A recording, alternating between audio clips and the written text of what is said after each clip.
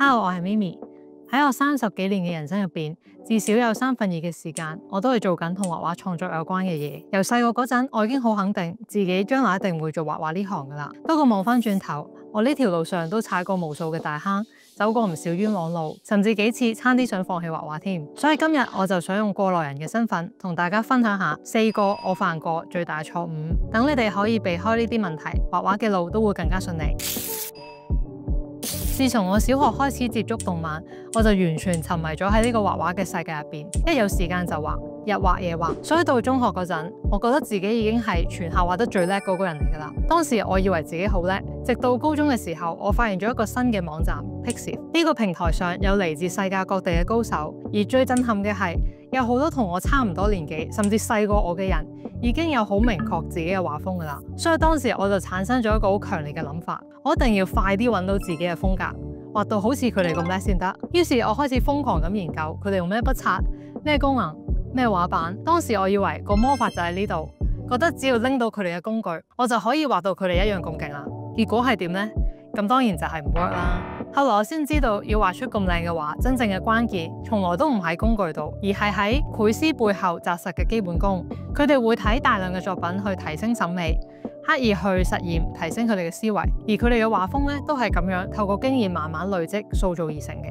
冇咗任何以上一樣嘢，就算有再勁嘅筆刷，都唔會令你畫到出色嘅作品。我希望自己可以早啲知道呢個事實，踏實咁樣去學習基礎，而唔係顧住喺度揾捷徑，結果反而兜咗更加遠嘅路。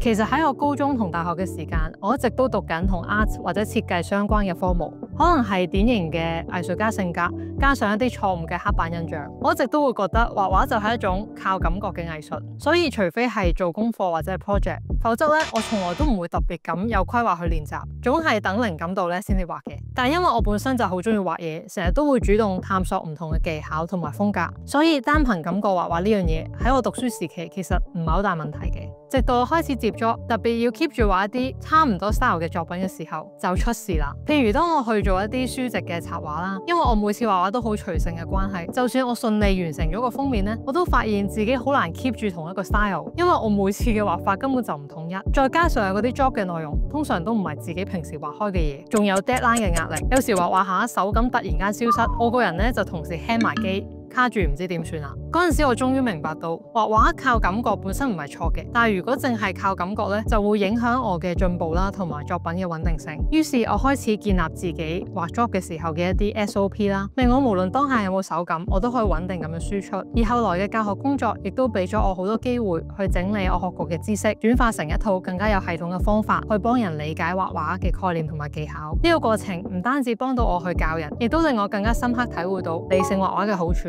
就係可以更加有條理，更加準確咁知道自己嘅優缺點，而唔會淨係停留喺覺得怪怪地，但係唔知道點樣改嘅階段。所以依家就算我畫自己畫嘅時候，我都會加入咗一啲思考同埋分析嘅時間，而唔係淨係靠即興發揮。畫畫應該係結合感覺、知識同埋系統嘅學習，先可以真正提升㗎。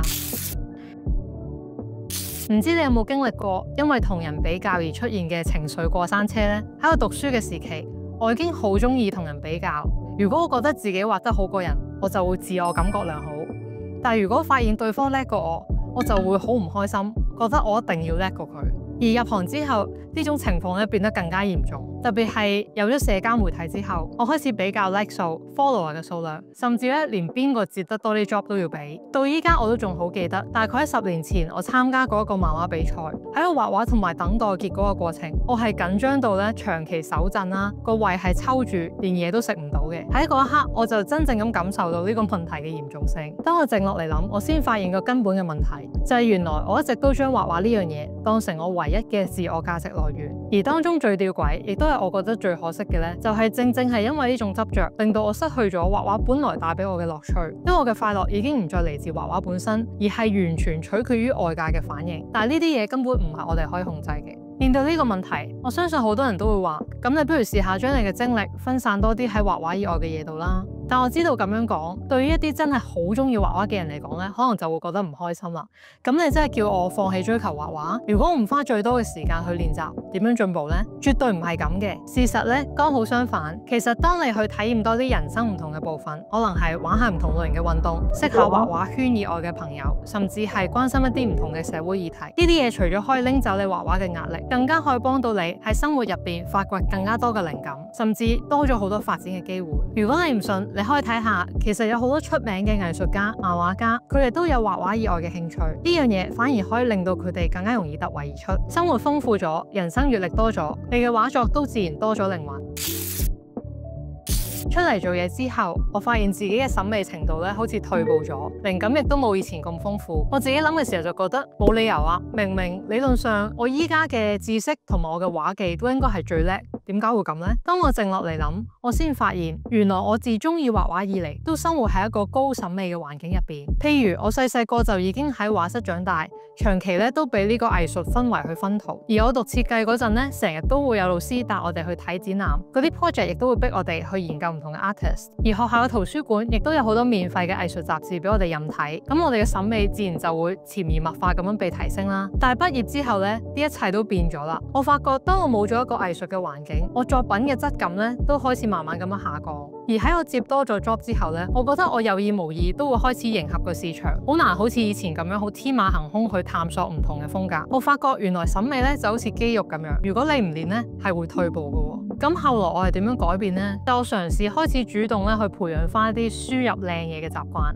最直接咧就係可以喺 Pinterest 啊、IG 呢啲地方追蹤翻啲高質嘅 page 啦，又或者逼自己睇多啲展覽、買書進修。有時只係欣賞一部好嘅電影或者動畫咧，都可以滋養下自己嘅美感嘅。如果你好忙咧，我都介紹你可以試下一個小嘅技巧。你可以試下喺你嘅手機或者 iPad 入邊裝一個 Pinterest 嘅 widget， 每一日咧佢都會自動去推送啲靚圖俾你。咁就算你好忙咧，每日都可以無痛咁樣提升你嘅審美啦。當我重新培養翻呢啲習慣，我發現我嘅審美咧都慢慢提升翻去以前嘅水準啦。咁我今日分享呢4個錯誤入邊，你又中過幾多個呢？第一，太執着畫風，冇打好基礎；第二，過度依賴感覺，冇系統咁練習；第三，用畫畫衡量咗自己嘅價值；第四，俾環境影響咗審美。又或者你有冇踩過其他嘅坑，想同我分享呢？留言話俾我知啦。如果你覺得今日嘅分享有用，咁你就一定要睇埋呢條片，睇下我成為職業畫師呢10年嚟最大嘅挑戰係咩啦。記得 like 同埋訂閱。我係 Minnie，我哋下條片再見，拜拜。